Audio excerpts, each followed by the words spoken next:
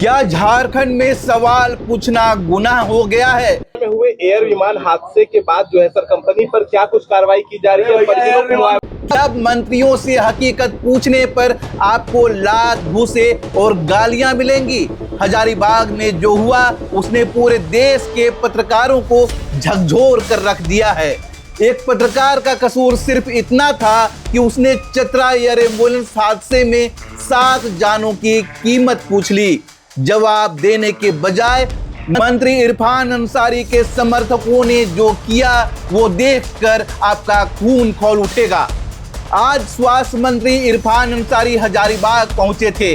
वहां पत्रकार सुशांत सोनी ने एक वाजिब सवाल किया। सर, उस लापरवाह सिस्टम और उस 40 साल पुराने एयर एम्बुलेंस को उड़ने की इजाजत देने वाली कंपनी पर क्या कार्रवाई हुई? बस इतना पूछना था कि मंत्री जी के भाई और समर्थक भड़क गए।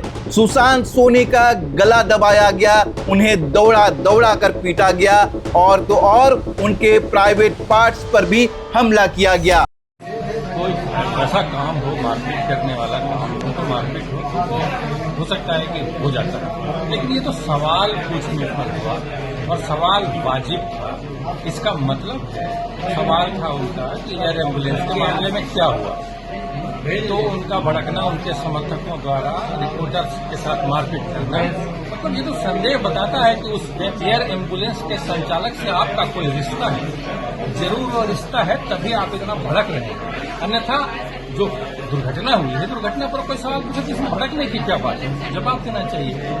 ये बताता है कि एयर एम्बुलेंस का संचालक मंत्री इरफान अंसारी के कोई न कोई रिश्ता है, रिश्तेदार है या उपकृत हुए हैं। तो जिससे आप पैसा लीजिएगा, उपकृत होइएगा, उसके बारे में सवाल किया जाएगा तो आपको गुस्सा आएगा।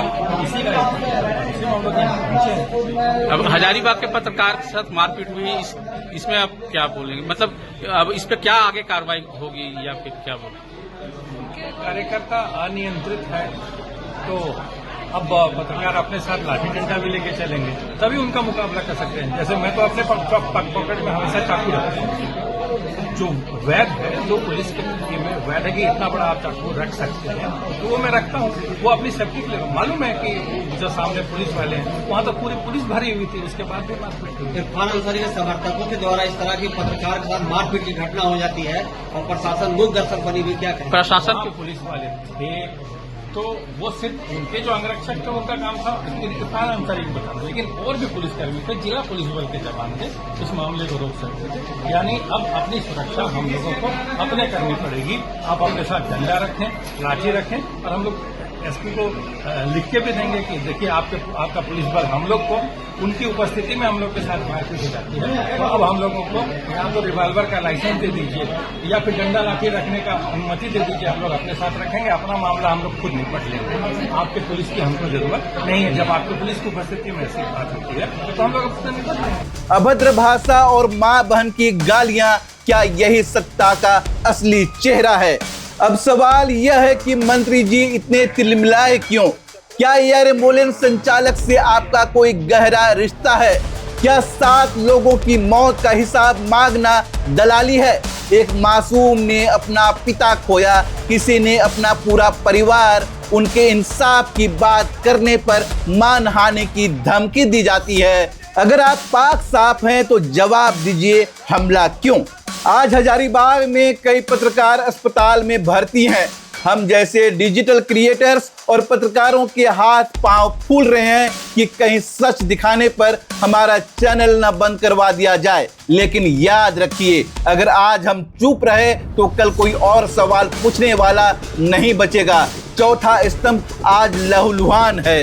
दोस्तों, यह लड़ाई सिर्फ एक पत्रकार की नहीं, हर उस नागरिक की है जो सच जानना चाहता है। क्या मंत्री इरफान अंसारी को इस गुंडागर्दी के लिए माफी नहीं मांगनी चाहिए? क्या दोषियों पर कार्रवाई होगी?